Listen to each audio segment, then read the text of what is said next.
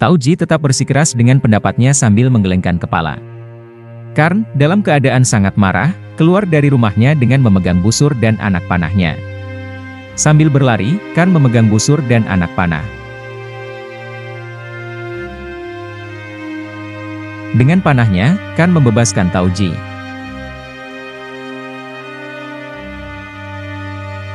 Sean merasa sangat bahagia melihat Karn. Karn menembak satu persatu tentara, melukai mereka.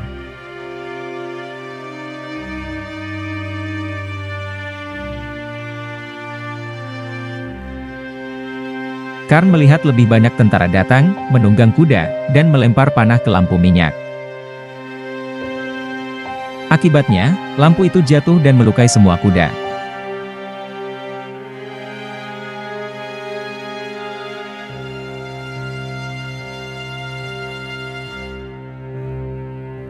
Karn kemudian berlari di antara api, memeluk Tauji, lalu membawa Tauji lari dari sana, meninggalkan menteri dalam keadaan sangat murka.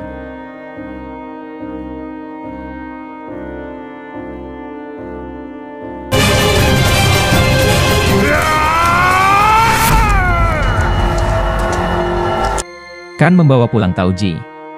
Adirat memberitahu Radha bahwa mereka harus meninggalkan desa sekarang. Sementara dia mempersiapkan kereta, meminta Radha untuk mengemas semua pakaian mereka. Sean menenangkan mereka bahwa tidak perlu khawatir karena kakaknya bisa mengatasi semua tentara.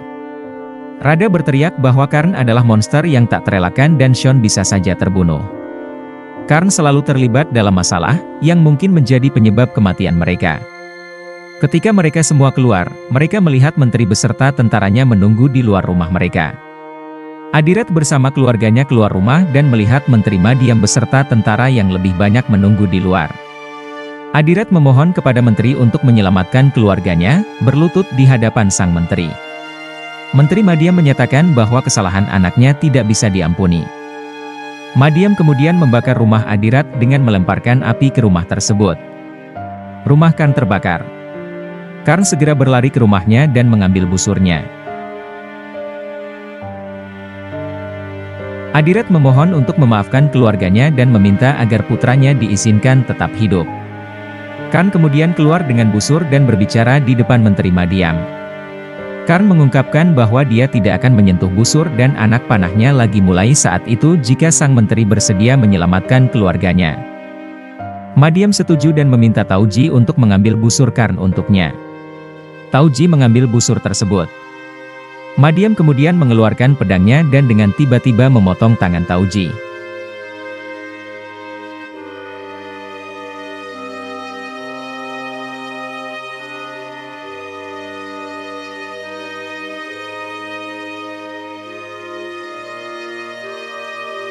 Ia mengatakan bahwa orang dari kasta rendah tidak diizinkan memegang panah dan Karn harus selalu mengingat hal itu.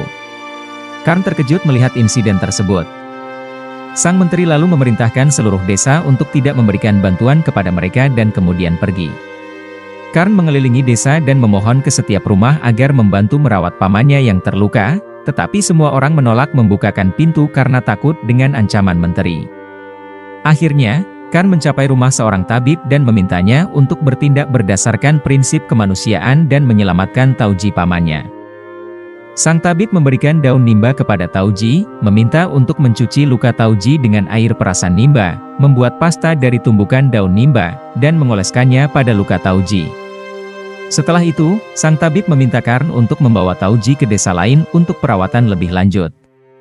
Ketika Karn bertanya apakah sang tabib akan ikut mengobati, sang tabib menjawab bahwa tidak ada yang berani menghadapi atau menerima Madiam. Karn kemudian berlari kembali ke rumah dengan membawa obat.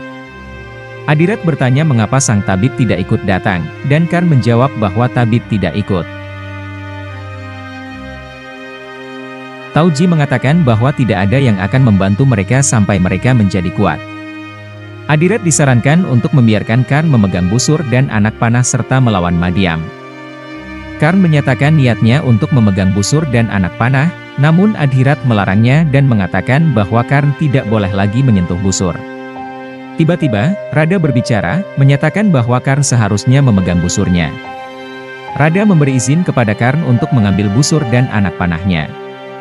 Dia meminta Karn untuk mengarahkan panahnya kepadanya terlebih dahulu. Karn memohon bagaimana mungkin dia bisa membunuh ibunya.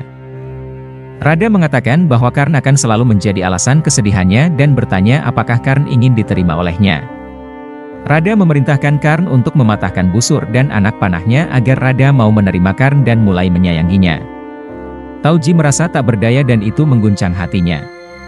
Karn kemudian melemparkan anak panahnya dan memotongnya menjadi beberapa bagian.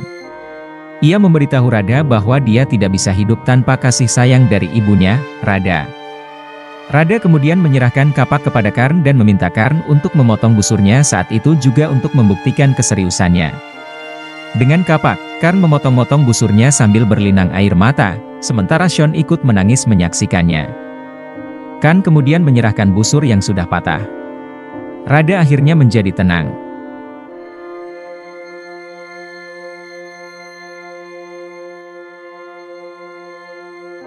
Di pagi hari, Karn membantu ayahnya, Adirat, menyiapkan kereta dan menyimpan tasnya. Tauji memberitahu Adirat bahwa dia menyesali keputusan Rada, mengatakan bahwa meskipun Madia memotong satu tangan Tauji, Adirat dan istrinya telah mengorbankan kedua tangan Karn. Adirat menyatakan bahwa Karn berasal dari kasta rendah dan tidak dapat tunduk pada aturan. Tauji menjelaskan bahwa Karn adalah anak istimewa dan memanah adalah kehidupannya. Dia meyakinkan bahwa tak lama lagi nasibnya akan berubah, dan Tauji yakin bahwa Karn akan menjadi pejuang terhebat sepanjang masa. Shon dengan sedih menunjukkan busur yang telah patah kepada Karn. Menteri Madiam datang dengan tentara dan bertanya kepada Adirat apakah dia akan meninggalkan kota. Adirat mengiyakan pertanyaan Madiam karena dia harus segera mendapatkan pengobatan untuk Tauji. Madiam mengatakan bahwa Adirat tidak bisa pergi tanpa izinnya. Adirat kemudian memohon izin. Madiam menyatakan bahwa jika seluruh keluarga Adirat memohon, dia mungkin akan memberikan izin. Rada turut memohon. Dia memerintahkan Shon untuk ikut memohon, dan Shon pun melakukannya. Madiam kemudian meminta Karn untuk ikut memohon agar Karn mengetahui tempatnya sekarang. Karn melipat tangannya dan memohon dengan mata berkaca-kaca. Madiam meminta Karn untuk menyentuh kakinya dan memohon dengan sangat, hal ini membuat Karn menahan kemarahannya. Akhirnya karena menuruti keinginan untuk memberikan penghormatan dengan diam dan mencium kaki menteri tersebut. Kemudian sang menteri melemparkan surat izin perjalanan kepada Adirata yang sebelumnya telah membuatnya emosi.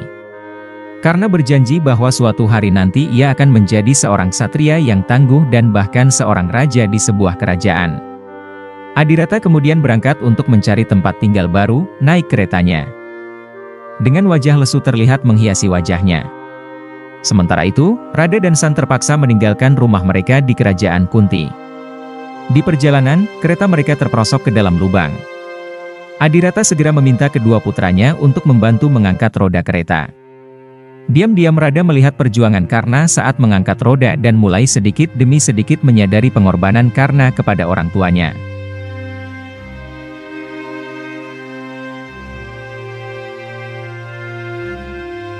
Mereka kadang-kadang berhenti sejenak untuk mencari tabib yang ada di sekitar perjalanan mereka dan mengobati luka di lengan Tauji. Karena merasa bersalah karena keinginannya untuk belajar memanah, menyebabkan pamannya harus mengalami nasib seperti itu. Tauji merasa senang dan berkata bahwa ini memang sudah takdirnya. Dan takdir Karna adalah menjadi seorang pemanah hebat di dunia. Tanpa mereka sadari, ada yang mengamati dari kejauhan. Di tengah perjalanan, karena menyadari ada yang tidak beres di sekitar mereka, dia melihat anak panah dilesatkan menuju kereta keluarganya di depan. Dia berusaha berlari sekuat tenaga untuk menghentikan panah tersebut.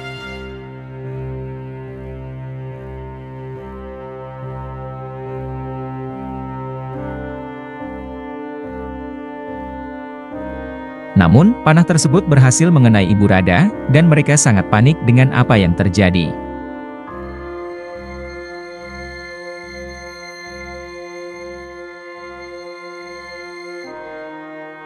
Tak lama kemudian, orang-orang berpakaian pedalaman bermunculan dengan senjata tombak dan mengelilingi mereka.